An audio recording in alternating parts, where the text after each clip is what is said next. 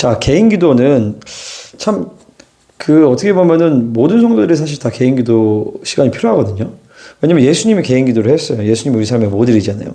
근데 개인 기도 시간을 갖는 사람들이 과연 얼마나 될까? 개인 기도를 갖는 성도들은 얼마나 되며 개인 기도를 시간을 갖는 목회자들도 얼마나 될까? 우리가 참 그런 생각을 하게 돼요. 저는 제가 이제 20살 때 처음 이제 기도 생활을 시작했는데 막 같이 기도 막 이렇게 먼저 하시던 선배님들이 하루에 2시간만 기도를 해라. 하루에 11조 기도를 하라는 거예요. 그래서 하루에 2시간 반을 뭘 기도합니까? 그랬더니 회개를 하라는 거예요. 그래서 이제 회개를 하는데 막 어렸을 때부터 막 회개를 다 했어요. 생각나는 거예요. 그 모든 회개를 다 했던 것 같아요. 근데 30분 정도 시간이 가니까 시간이 할 게 없어요. 그리고 그때 이제 제가 이미 방언 기도를 했을 때거든요. 방언 기도를 막 주를 해도 막 시간 되게 안 가더라고요. 겨우 막 가면 1시간 정도 하고. 아니, 그러다가 어느 날 이제 하나님 만난 거예요. 하나님을 깊이 만나는데 내가 기도하면서 하나님 만나려고 했는데 하나님 찾아오신 거죠. 그때부터 이제 기도가 좀 달라진 거예요. 그때부터는 그냥 기도하면 하나님이 오시는 거죠. 이제 물론 그 첫 사랑, 하나님과 막 깊이 사랑할 때 제가 이제 부흥을 경험했던 거거든요.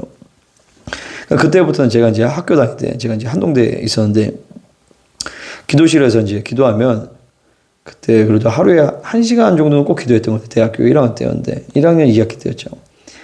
기도하면 하나님이 오시는 거예요. 하나님이 오셔. 그 말이 맞아. 그래서 그분이 오시면 그냥 눈물이 굉장히 나는 거예요. 계속. 그래서 왜 눈물이 나냐면 회개하게 되는데 주로 회개의 내용이 뭐냐면은 하나님을 더 사랑하지 못해서 죄송합니다.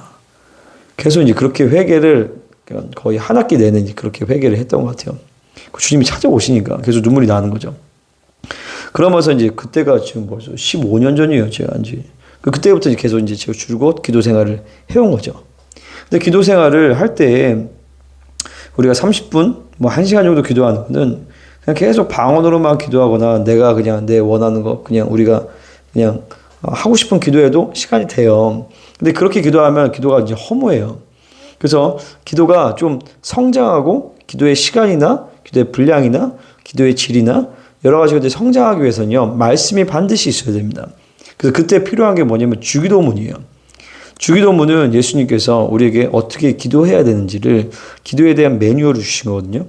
저는 그리고 저희 스승이나 저희 멘토나 저희 아버지도 저희 이제 담임 목사님도 주기도문을 가지고 기도를 하세요. 하늘들에 계신 우리 아버지요. 여기 풀어지면서 하나님과의 관계성에 대해서 점검이 되는 거죠. 내가 그분을 아버지로 모시고 살았는가? 아버지와의 아들의 관계로 살아가고 있는가? 왜냐하면 하나님 아버지와의 관계성, 이 의의 관계가 풀어지지 않으면 그 다음 기도의 내용들이 풀어지지 않거든요. 그러면서 이름이 그렇게 영예받으시면 나라가 임하옵시며 뜻이 하늘에서 이루어진 것 같이 땅에서 이루어지다. 이것이 하나님의 나라를 구하는 기도예요. 하나님과 관계된 기도잖아요. 그 다음에 일용할 양식을 주옵시고부터는 우리가 이 땅에서의 그 땅의 필요에 대해서 이제 나오는 기도들인 거죠.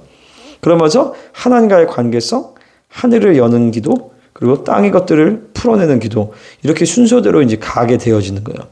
그러면서 여기서 이제 하나님이 인도하시면은 또 다른 말씀의 구절들이나 말씀의 그런 내가 평생을 가지고 살아야 되는 그런 말씀도 붙는 거예요. 그래서 팔복의 말씀이라든지 저 같은 경우는 에베소 전체 1장부터 6장까지에 대한 말씀이라든지 혹은 저는 이제 아브라함의 언약, 다윗 언약, 새 언약 요 세 가지 언약을 붙들고 제가 기도를 자주 해요.